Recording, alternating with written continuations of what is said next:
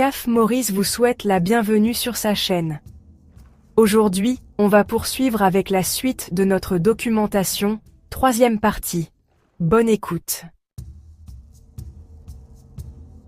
Jean-Baptiste de Rocoles explique comment on était arrivé à une telle diversité.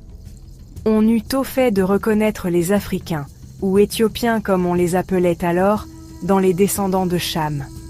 Quand bien même celui-ci n'eut aucun lien de parenté avec les Africains, l'amalgame fut fait entre le sens de Cham, chaleur, et celui qui était donné au mot grec aithiops, face brûlée ou couleur de terre cuite.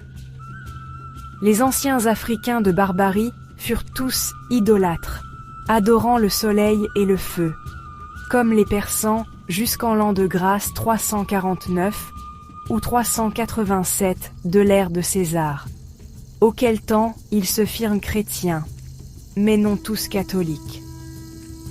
Ils reçurent plusieurs hérésies parmi lesquelles étaient principalement celles des manichéens. Ceux de Numidie, Gétulie et Libye adoraient les planètes et leur sacrifiaient, et les Noirs de la basse Éthiopie eurent des créances et folies monstrueuses. Ceux de la haute Éthiopie adorèrent Gigim, c'est-à-dire le Seigneur du ciel, ayant cette connaissance naturelle, sans être instruits par des prophètes ni autres personnes. De là, à un certain temps, la loi juive fut reçue parmi eux, et retenue depuis le temps de la reine de Saba.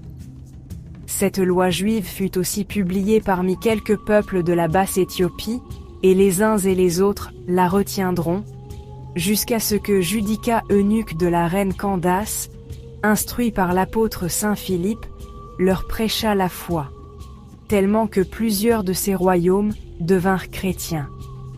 Mais l'an de grâce 1067 et de l'hégire 469, lorsque Yahaya, fils d'Abu-Béker, entra dans le pays des nègres et dans la basse Éthiopie, quelques alphakis de la secte de Mahomet pipèrent avec leur fausse doctrine ces peuples, et leur firent embrasser leur malheureuse opinion.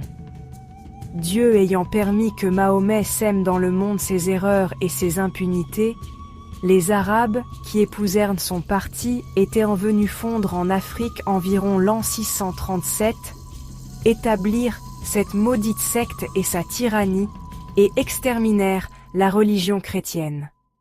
Et quoique les Africains, ennuyés de cette engeance d'Arabes, appelés autrement